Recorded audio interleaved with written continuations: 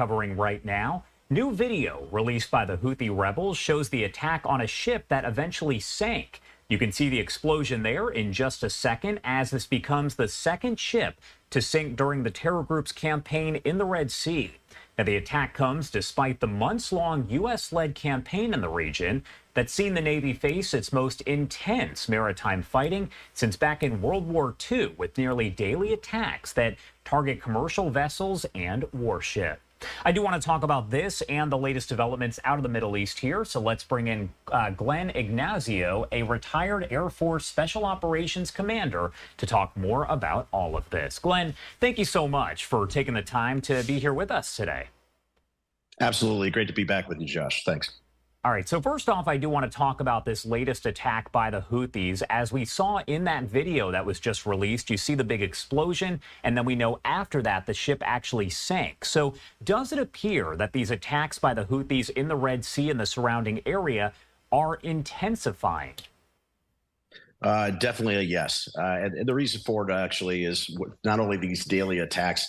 As you mentioned, there's more naval activity than or at least since World War II, this has been one of the most.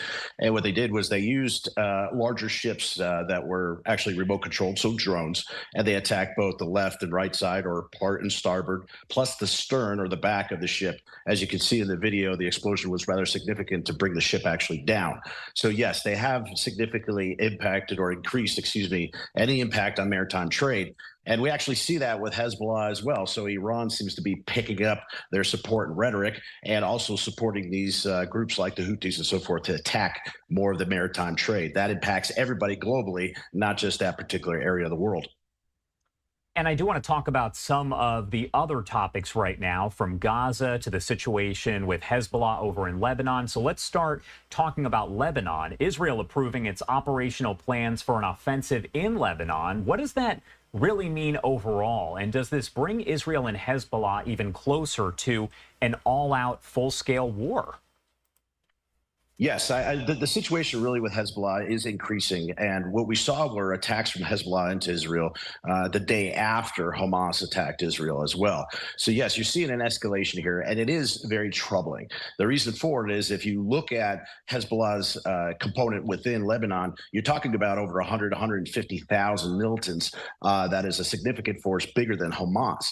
In addition, Hezbollah has stated, hey, we're going to attack Israel. If anything kicks off, we're going to attack Israel. And that conflict would be rather significant with extensive damage in Israel. Yet I believe Israel has enough firepower to be able to defend themselves.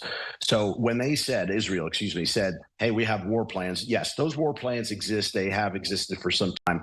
And I believe that they've updated it based on where Hezbollah has been operating within Lebanon.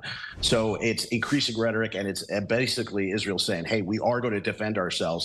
And a conflict with Hezbollah would be quite different and much more significant, especially impacting Israel in itself, than the situation happening in Gaza. So yes, this is an increase, and it's something to be concerned about. And I do want to ask you a little bit more about the comments by Hezbollah's leader, because he said just yesterday, came out and did say that no place in Israel will be safe from rockets, also threatened Cyprus there in the same comments. So what do you make of all of that? Is it just yet another threat? It's a threat that's got some teeth to it. So, we've been seeing, as we mentioned, multiple attacks from Hezbollah, rocket attacks and so forth. So that's been increasing. And again, they do have a capability. One of the other things he said in that particular speech was, we also have new weapons to bring to bear. Now, that's really something to pay attention on, because most of the training, weapons, and supplies, and especially the monetary, has come from Iran. So that is very concerning. Now, the other thing they said is anybody that is to assist Israel in any type of conflict, where Cyprus has been involved in exercises and operations, Cyprus makes the target. However, the leader of Cyprus said, hey, we're not facilitating actual conflict or operations directly against Hezbollah. So Cyprus is trying to protect themselves, as they should.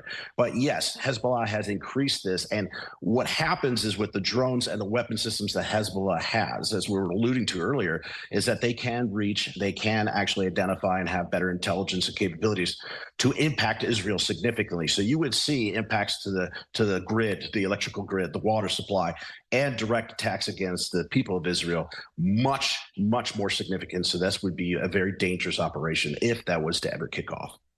What is the U.S. doing right now to prevent that all-out war? We know that we've seen an envoy who did go over to Israel and then also to Lebanon. What else is being done overall to make sure that this doesn't escalate even further? Well, the carrier groups were moved into that area when things kicked off between Israel and Hamas within Gaza. And the whole idea where those carrier groups would go there to hold Hezbollah and others at bay. So it was definitely a deterrence factor.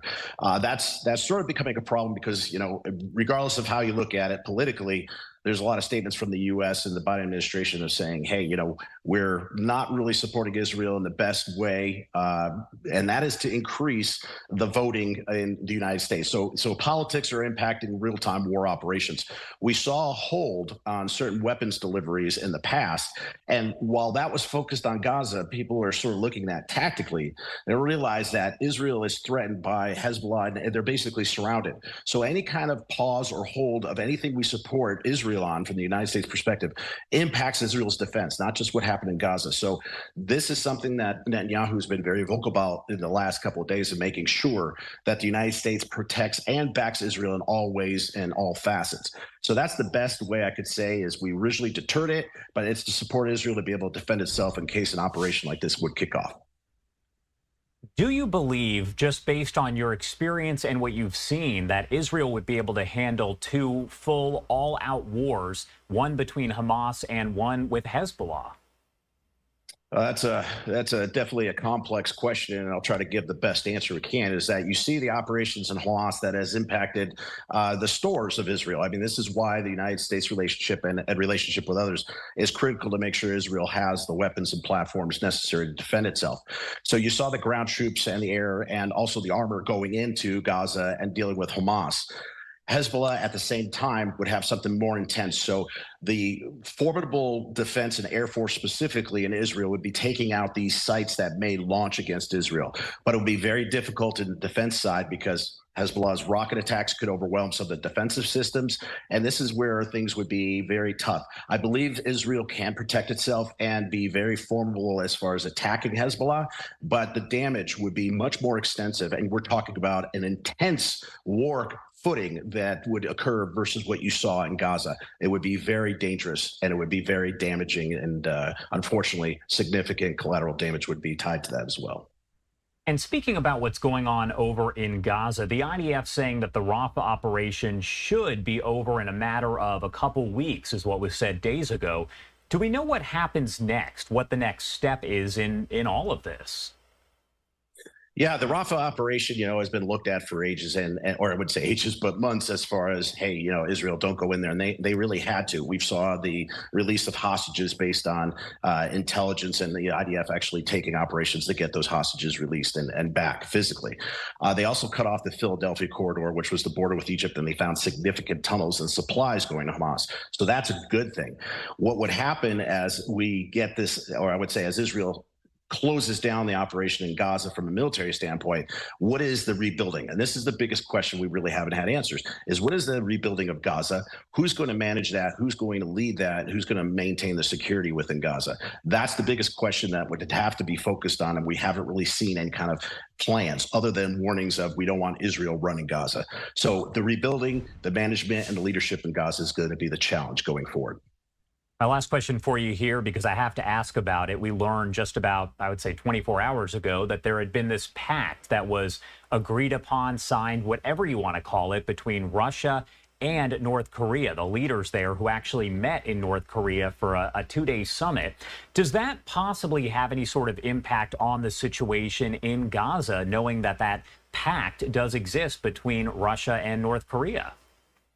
Really, it does impact everywhere. It impacts Ukraine, impacts Gaza. And here's the reason why, is that Putin is sort of building almost what we have in NATO. So the relationship with North Korea and the signature of this document is basically saying, hey, if you attack Russia, North Korea is going to back up. If North Korea is attacked, Russia is going to back them up. So same as our NATO charter saying if one's attacked, all is attacked and the defensives come in. So he's almost creating that counter-West approach. And he's doing that with mainly communist countries like North Korea. He's increasing and is visited Vietnam right now. And also China is in that sort of coalition. and of course Iran. So Iran focuses on supplies for Ukraine, but also focuses on maintaining operations with Hezbollah, Hamas, and so it affects that area. It affects Ukraine, where North Korea is supplying those particular weapons, and it impacts North Korea and the Southeast Asia peninsula as far as what is going to be provided to Korea. Mainly rocket technology is what Russia has. That's what North Korea wants. So it does destabilize and creates a formidable adversary against Western powers. All right, Glenn, thank you so much for taking the time to join us and break down all the latest developments. There are so many of them, so we appreciate you kind of taking those rapid fire questions. Anything else you want to add about any of this before I let you go? Honestly, I think we captured it very well. And it was interesting about what China was saying with the briefing and the posting of what the speech was in UN a few minutes ago is the cyber warfare. That is very significant in the world. And we need to make sure that actually China and other adversaries follow that. We saw a Russia state-sponsored attack against our medical system and some companies that were shut down and, in fact, have closed because of that. So the cyber warfare is another component that impacts the entire globe. So it's something to definitely watch going forward. And I appreciate your time today as well. Of course. All right, thanks. Have a good rest of your day. You too. Take care, Josh.